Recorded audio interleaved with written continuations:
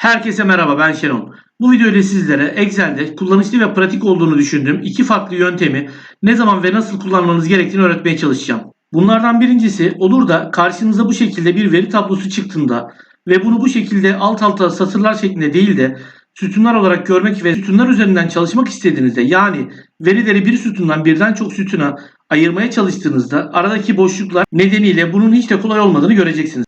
Bunu ya tek tek kopyala yapıştır şeklinde yapacaksınız ki bu hiç kolay ve mantıklı bir yol değil. Ya da şimdi benim öğreteceğim pratik ve basit yolla yapacaksınız. O da şu ki pattern, yani şekiller düzeni veya diziliminden faydalanacağız.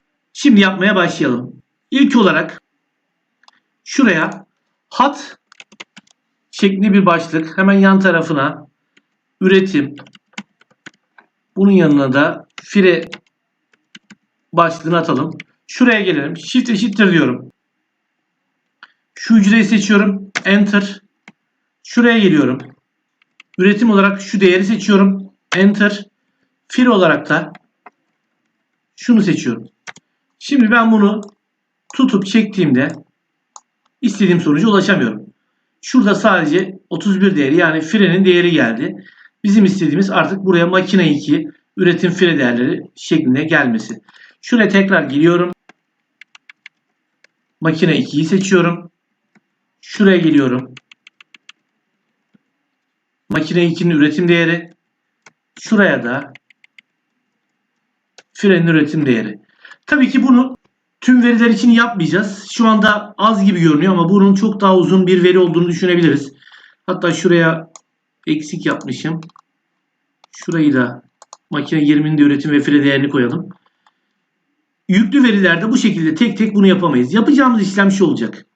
Biz bunları bu şekilde çektirip şu şekilde gelmesini sağlayacağız. Ama istediğimiz sonuç olmadı. Peki istediğimiz sonucun olması için ne yapmamız gerekiyor? İşte şimdi benim öğreteceğim yöntem. Geri alıyorum. Burada yapacağımız işlem şu. Eşittir gördüğümüz yerlerde siliyorum ve kendi adımın ve soyadımın baş harflerini yazıyorum. ŞS, Şenol Sayar şeklinde. Her birine tek tek bunları yazıyorum.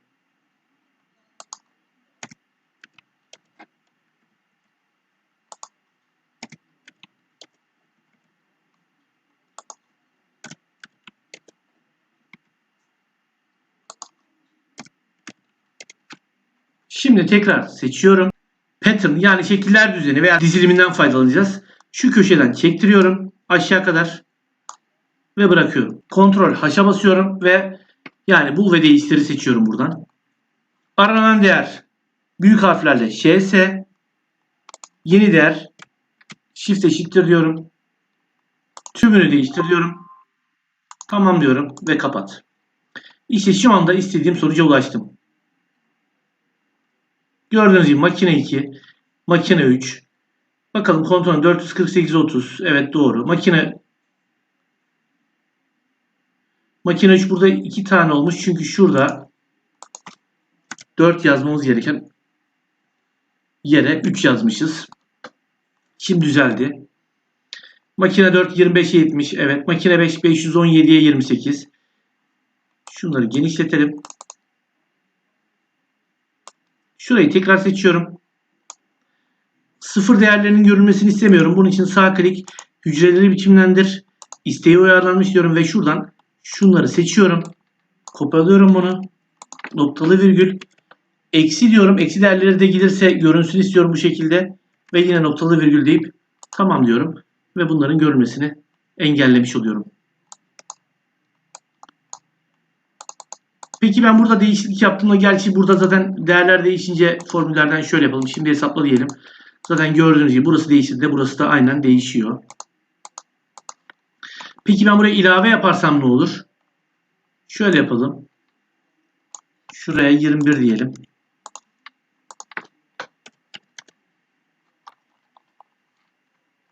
Az önce 0 olan değerler makine 21 olarak geldi. Peki bunun tam tersini yapmak istediğimizde, yani bunu şu şekilde bir verimimiz var. Bunu bu şekilde yapmak istediğimizde ne yaparız? Yapacağımız işlem şu olur yine. Shift eşittir. Şunu alırız. Aynı hizada olsun ki buna çevirdiğimizi görebilelim. Enter diyelim. Şuraya geliyorum. Burası üretim ve fire. Şunları kopyalayalım. Şuraya geleyim. Şunu seçeyim.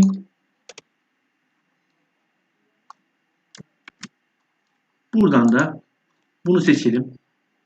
Yine aynı şekilde şurayı seçelim. Üretim ve fireyi kopyalayalım. Şuradan şunu seçip buradan da bunu seçelim. Şuraya geliyorum.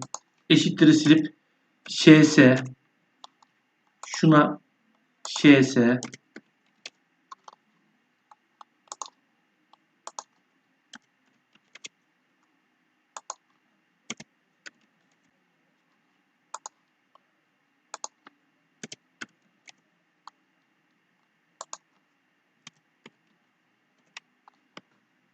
şimdi bunları seçip aşağı doğru çektirtelim.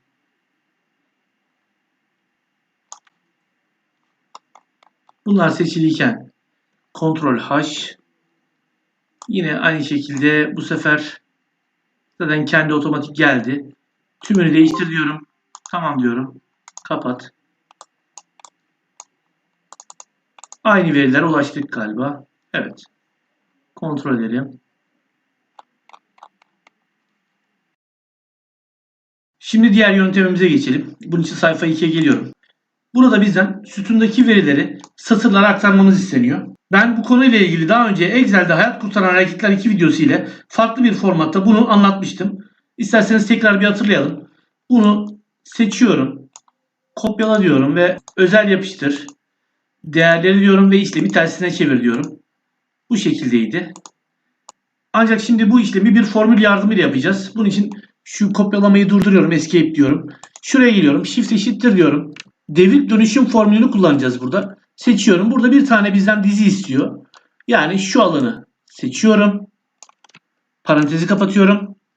Şimdi burada tek bir hücre seçtiğimiz için bir tane datayı almış olacak. O da şu hat olacak. Ama öncesinde fonksiyon F9 ile formülün içeriğine bir bakalım. Bakın bütün verileri aslında aldı burada. Görünüyor. Ama enter dediğimde bakın hattı aldı. Çünkü bizim burada yapmamız gereken işlem şuradaki sayı kadar şurada seçim yapmamızdı. Tekrar deneyelim. Bunun için kabataslak şurada 3 satır seçiyorum ve buradan da şöyle yukarıdan zaten görüyorum. Yani şu benim için referans olacak. Şurayı seçiyorum. Shift eşittir diyorum. Devrik dönüşüm. Şu alanı seçiyorum. Parantezi kapatıp Ctrl Shift Enter diyorum ve bütün veriler geliyor. Peki daha fazla seçseydik ne olurdu? Bir de onu da şurada deneyelim. Şu alanı genişletelim. Tekrar Shift eşittir devrik dönüşüm. Yine bu alanı seçelim. Parantezi kapatıp Ctrl Shift Enter diyorum. Bakın yoklar geldi. Peki ben bu yokları silmek istediğimde ne olacak? Bakın silmemize izin vermiyor. Çünkü bir dizi formülü ya hepsini sileceğiz ya da hiçbirini silmeyeceğiz. Verileri sütunlara bölme ile ilgili anlatacaklarım bu kadar. Umarım videomu beğenmişsinizdir. Bundan sonraki videolarımı takip etmek ve öğrenmek isterseniz kanalıma üye olmanızı ve yeni videolarımdan haberdar olmanız için de bildirimleri açmanızı rica ediyorum. Şimdilik kendinize iyi bakın. Daha sonra tekrar görüşmek üzere.